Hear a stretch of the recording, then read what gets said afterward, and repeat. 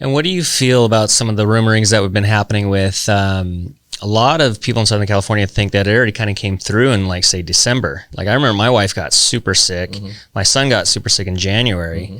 But then, I'm hearing that story a lot where people are like, oh, yeah, I think I had it in December kind of thing. Yeah. But that you just didn't know about it. Well, no, and I've heard that too. But this COVID-19 is different from the other one. We actually had a pretty bad flu season this year, a severe flu season, and that's what's kind of getting drowned out by the COVID-19 is when we have a bad flu season.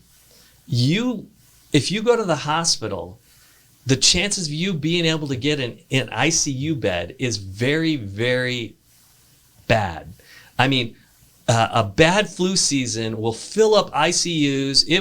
It literally will look like New York City. In fact, I was talking to one of my old friends who works in a nursing home in Florida, and she said we had more people die in November and December this year than through this whole COVID-19 process. So it was a bad flu that came through, and a flu is a COVID, by the way. Hence, 19 means there's 18 other COVIDs that came before this. Interesting. Yeah. So that's the thing. People are kind of taken out of context that somehow COVID-19 is some super bug, or it's not the Spanish flu.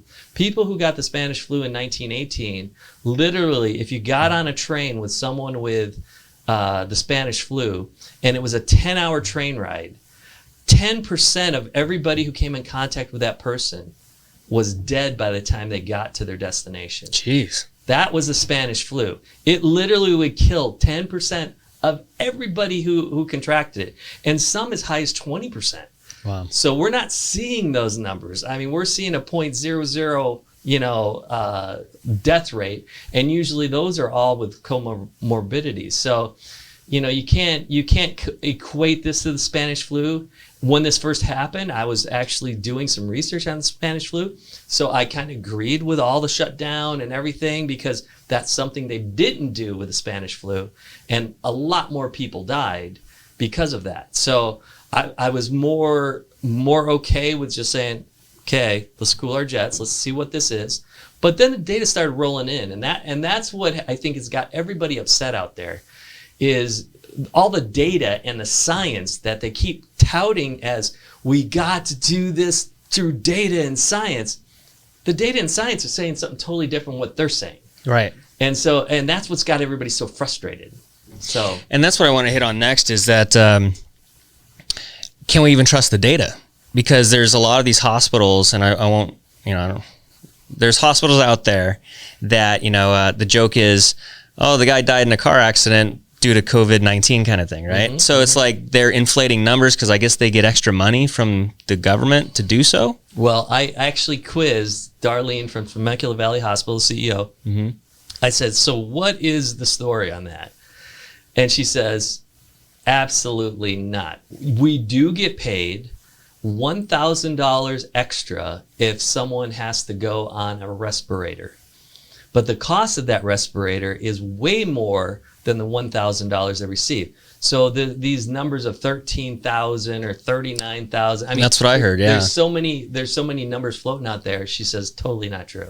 Really, across the board? Across the board. Wow. Yeah, they do get paid extra, but they get paid extra because of the extra services they're providing. It'd be just like if you went for anything, and you had to get an X-ray. Well, the hospital's going to charge for the X-ray. Right. Or if you go in for a colonoscopy, the hospital's going to charge for a colonoscopy. So it's just the money that they receive. So unless other hospitals or there's other things, but according to the CEO of Temecula Valley Hospital, that's not the case at all. Interesting.